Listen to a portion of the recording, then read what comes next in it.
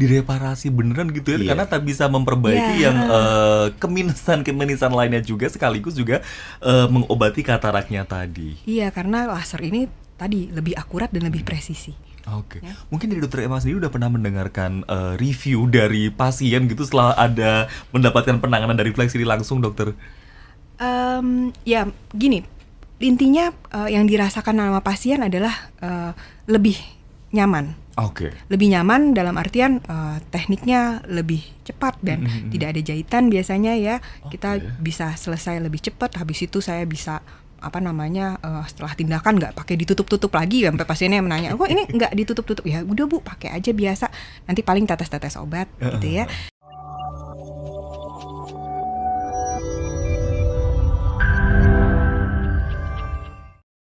Kita membicarakan soal Flex, saya balik lagi ke Dokter Emma dulu.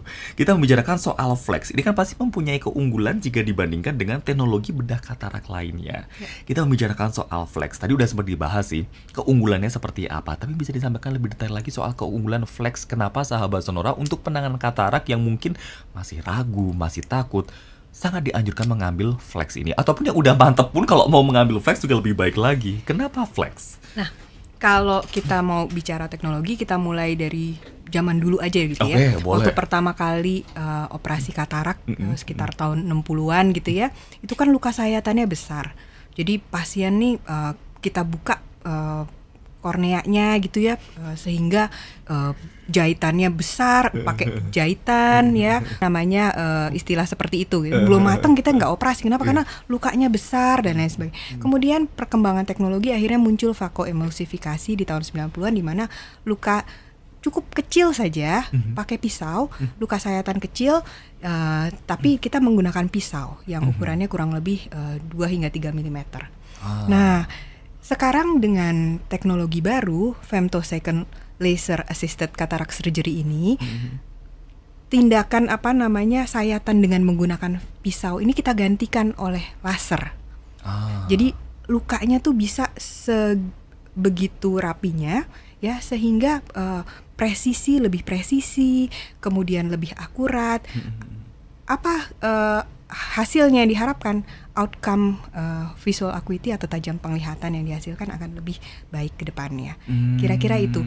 Jadi sebagian besar yang kita kerjakan dengan teknologi sayatan tadi yang pakai pisau, itu sebagian dikerjakan juga oleh laser. Misalnya memotong kantong lensa, kemudian membuat luka sayatan insisi.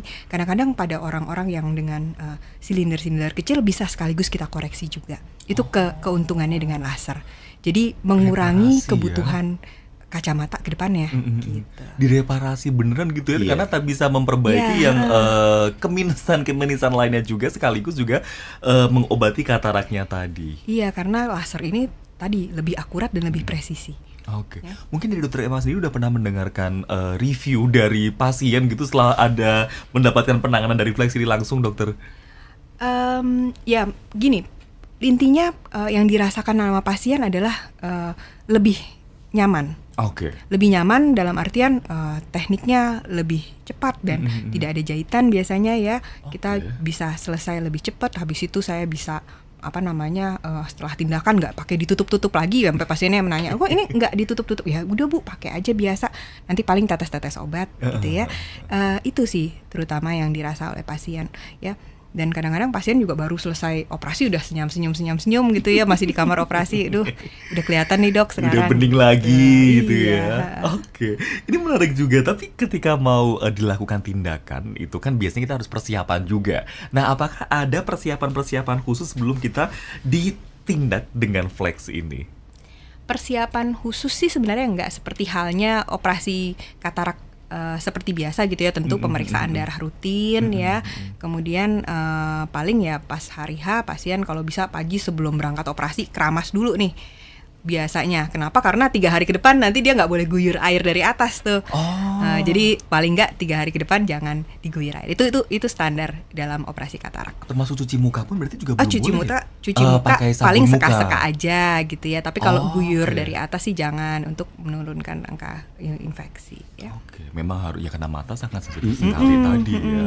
Nah, kalau proses penyembuhannya, walaupun tadi dokter juga udah sempat menyinggung, berarti proses penyembuhan pun juga singkat sekali ya, karena bisa langsung bisa langsung dipakai untuk beraktivitas seperti biasa. Bahkan tadi ada pasien yang kelar dari tindakan langsung ke mall buat cuci mata untuk dicoba gitu. Tapi untuk setelah itu kan pasti kan masih ada ditetes obat mata tadi lah, dan juga ada pengobatan-pengobatan lainnya juga. Nah, ini biasanya setelah pasca operasi, apa yang tidak boleh dilewatkan oleh pasien selain tadi netesin obat matanya tadi gitu. Penggunaan obat tetes sih pasti wajib. Ini saya cerita standar operasi katarak gitu ya. Penggunaan obat tetes mata biasanya kita pakai 2-3 minggu pasca operasi katarak ya, berupa antibiotik atau anti radang. Kemudian 3 hari jangan kena air ya. Itu tadi yang guyur dari atas. Dan hari pertama kontrol. Oke. Itu hari pertama harus ketemu dokter.